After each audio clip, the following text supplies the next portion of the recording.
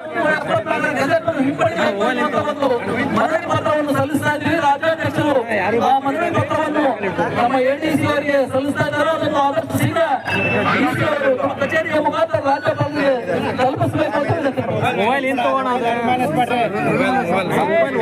Notice ಕೊಟ್ಟಿದ್ವಿ.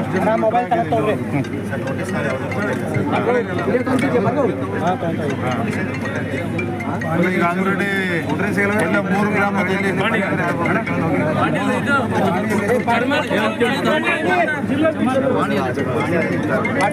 Entry ಆಗಿದೆಯಲ್ಲ, ನಮೂದನೆ ಆಗಿದೆಯಲ್ಲ, ಎಲ್ಲ ನಮೂದನೆ ಆಗಿರೋದು ಇನ್ನೂ ದೊಡ್ಡ ತಪ್ಪಲ್ಲ.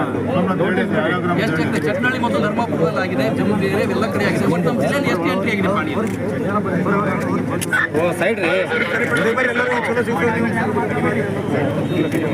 ಒಟ್ಟು ನಮ್ಮ ಜಿಲ್ಲೆಗೆ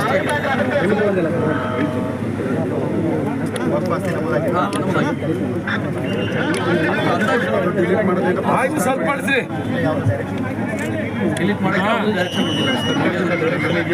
ಸಿದ್ದರಾಮಯ್ಯ ಅಂತ ಹೇಳ್ತಾರೆ, ನಾವು ನೋಟಿಸ್ ವಾಪಸ್ ಮಾಡ್ತೀವಿ, ಮಾಡ್ತೀವಿ ಅಂತ ಈ ರಾಜ್ಯದ ಮುಖ್ಯಮಂತ್ರಿ ಹೇಳಿದ್ರು ಕೂಡ ಇವತ್ತು ಎಡಿಸಿ ಅವರು ಮೀಡಿಯಾ ಮುಂದೆ ಹೇಳ್ತಾ ಇದ್ದಾರೆ. ಇಲ್ಲಿವರೆಗೆ ಆರ್ಟಿಸಿ ಎಂಟ್ರಿ ವಿಡ್ರಾ ಮಾಡ್ತೀವಿ ಅಂತಿದ್ರು. ಇಲ್ಲಿವರೆಗೆ ಯಾವುದು ಸೂಚನೆ ಬಂದಿಲ್ಲ ಅಂತ ಹೇಳಿ ರಾಜ್ಯ ಸರ್ಕಾರ ಯಾವುದು ಸೂಚನೆ ಬಂದಿಲ್ಲ ಅಂತ ಜಿಲ್ಲಾಧಿಕಾರಿಗಳು, ಅಪರ ಜಿಲ್ಲಾಧಿಕಾರಿಗಳು ಇವತ್ತು ತಿಳಿಸ್ತಾ ಇದ್ದಾರೆ.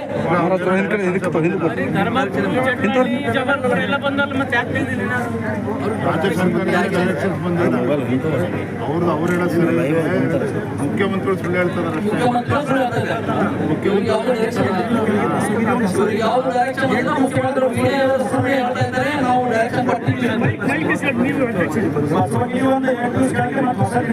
ರೈತರಿಂದ ಅಹವಾಲುಗಳು ಬಂದಿದೆ, ಅರ್ಜಿಗಳು ಬಂದಿದೆ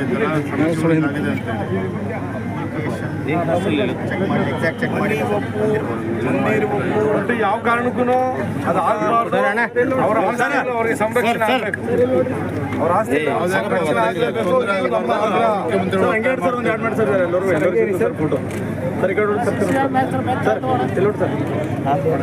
ನಮ್ಮ ಹೋರಾಟಕ್ಕೆ ನಮ್ಮ ಭೂಮಿ, ನಮ್ಮ ಭೂಮಿ, ನಮ್ಮ ಭೂಮಿ,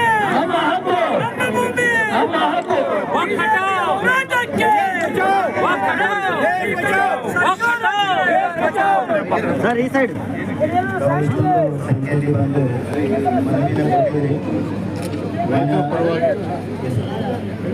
ಮಾನ್ಯ ರಾಜ್ಯಪಾಲರಿಗೆ ತಾವು ಮನವಿಯನ್ನು ಸಲ್ಲಿಸಿದ ತಾವು ತಿಳಿಸಿದ ನಮ್ಮ ಜಿಲ್ಲಾಧಿಕಾರಿಗಳ ಕಚೇರಿಯಿಂದ ಇವತ್ತೇ ಮಾನ್ಯ ರಾಜ್ಯಪಾಲರಿಗೆ ಕಳಿಸಿದ್ದಾರೆ.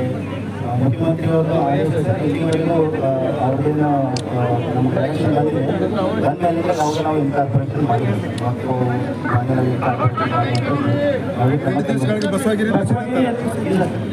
ಆದೇಶ ಬಂದಿಲ್ವಾ ಅಷ್ಟು ಹೇಳಿ. ಆದೇಶ ಸರ್ಕಾರದಿಂದ ಯಾವುದು ಆದೇಶ ಬಂದಿಲ್ವಾ? ಮುಖ್ಯಮಂತ್ರಿಯವರಿಂದ ಏನು ಆದೇಶ ಬಂದಿದೆ ಸರ್, ಅದು ಆದೇಶ ಅಂದರೆ ಬಂದ ಮೇಲಿಂದ ಯಾವುದು ನಾವು ಮುಖ್ಯಮಂತ್ರಿಗಳ ಆದೇಶ ಏನು ಅಂದರೆ ಸರ್, ಆಮೇಲೆ ಅದನ್ನ ಇನ್ಕಾರ್ಪೊರೇಷನ್ ಆಗಿದ್ದನ್ನ ಡಿಲೀಟ್ ಮಾಡಲಿಕ್ಕೆ ಯಾವ ರೀತಿ ಆದೇಶ ಬಂದಿಲ್ಲ ಅನ್ನೋದನ್ನ ಸ್ಪಷ್ಟವಾಗಿ ಪಡಿಸಿದ್ದಾರೆ. ಮಾನ್ಯ ಮುಖ್ಯಮಂತ್ರಿಯವರ ಆದೇಶ ಏನು ಬಂದಿದೆ ಸರ್, ಬಂದಾದ್ಮೇಲಿಂದ ನಾವು ಎಂಟ್ರಿ ಮಾಡುವಂಥದ್ದು ಯಾವುದು ಕ್ರಮ ಮಾಡ್ಬೇಕಲ್ಲ.